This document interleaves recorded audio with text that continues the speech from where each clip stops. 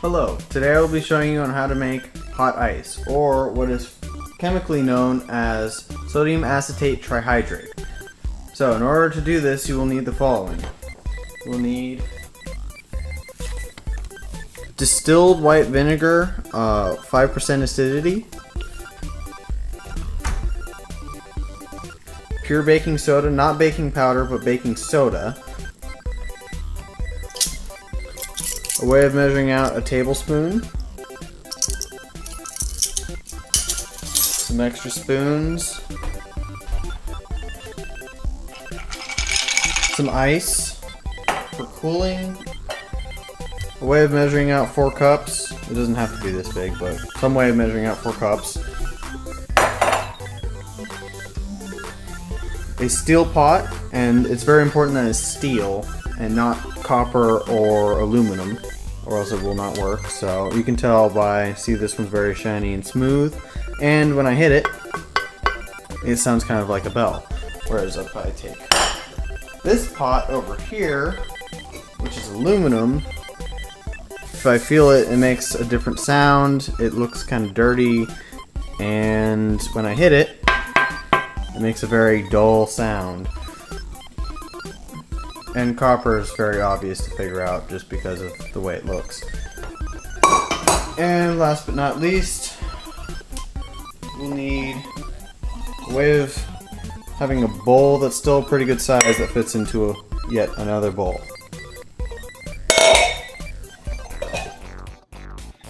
To begin, we will measure out 1 liter, or just a little over 4 cups of vinegar.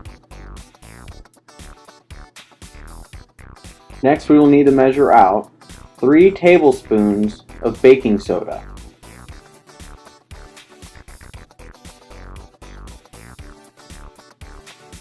Now we must pour the vinegar into the baking soda. It is important not to do this too fast or else it will overflow. The reason why it bubbles is because when the vinegar mixes with the baking soda, it releases CO2 in a chemical reaction.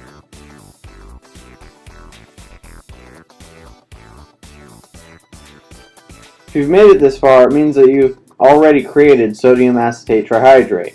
It's just that there are also a lot of other impurities mixed in, and those impurities are what we need to get out in order to make hot ice. One of the impurities being CO2, which are being released into the air, the other impurity being water, and the water we will boil out in the next step. Now for the boiling stage. We will be removing as much of the water as we can from our sodium acetate. This is to make it easier for the sodium acetate to freeze at room temperature. We'll be able to remove somewhere around 80% of the water in about 45 minutes when the stove is set to somewhere around a medium to medium-high temperature. As you can see, crystals will begin to form on the outside of the pan, or pot, depending on what you're using. You will want to scrape some of these off and save them for later, as they are seed crystals. You can tell that this is almost done by a thin film that will begin to form on top of the liquid, or the entire liquid will just freeze in front of you. If your sodium acetate is already frozen, you can melt it by just heating it up in a microwave and then cooling it back down to room temperature in order to try this again. Here I will show you the sodium acetate freezing right before your eyes.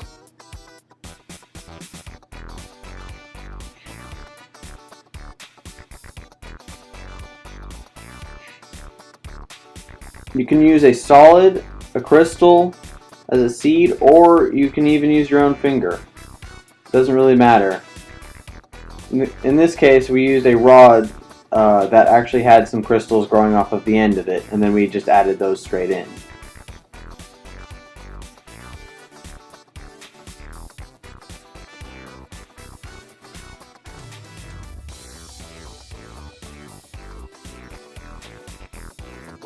Ice freezing before your eyes at room temperature is impressive, but there are other tricks that you can do.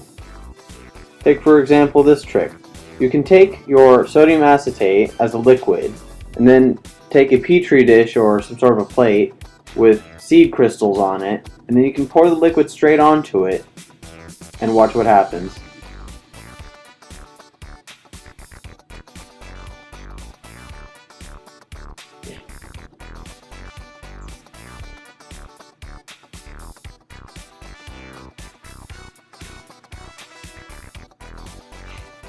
You will see that it will tower while keeping its solid form, almost like a stalactite or stalagmite from a cave.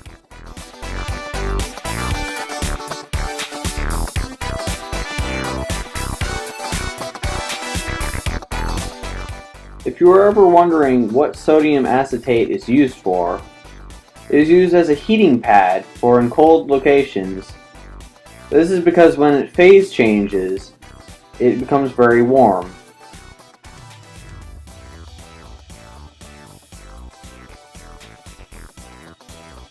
Basically, a heating pad works by just introducing the crystal or seed into the sodium acetate liquid, which then causes it to phase change and get really warm.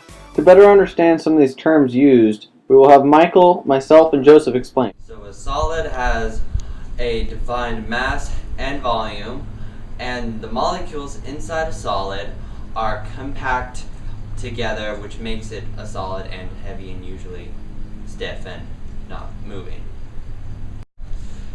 So a liquid is where the molecules are less tightly put together. They're more free, which basically why liquid flows. Liquid has a defined mass and volume, but it doesn't have a defined shape. Next up is gases, where the molecules are far spaced apart, where they're bouncing around and they're more free. More common gas is oxygen, where it's free, it's pretty much everywhere. Gas has a defined mass, but it doesn't have a defined volume or shape at all. Latent heat is the heat needed in order to cause a phase change. So is the amount of heat that a substance can absorb before it phase changes. So supercooling is taking something and making it really cold, but not having it freeze. So taking it to its freezing point, but not actually having it create a phase change. So it would be like if I were to take water and bring it to 0 degrees Celsius, but it never actually froze. So this is a sodium acetate, and right now it's about room temperature. The melting point and freezing point is around 58 degrees Celsius, so it's actually super cooled. As you can see, it's a liquid right now. It's supposed to be a solid. Now, if we would have introduced a crystal to this, then the molecules in this liquid would be able to see that molecules of solid and attach themselves to that. Therefore, this freezing pretty much instantly. This is exothermic because, as we said, latent heat is what it takes to change phases. So if you think of it as a steep thing, if this is solid, you saw the graph, and then there's no temperature change between solid and liquid. Now, if it's still a liquid and it goes past that temperature of a solid, it still has that the energy of being a liquid. So when it changes into a solid, it has to release that latent heat somehow. Therefore, that's why it feels warm once it changes state into a solid.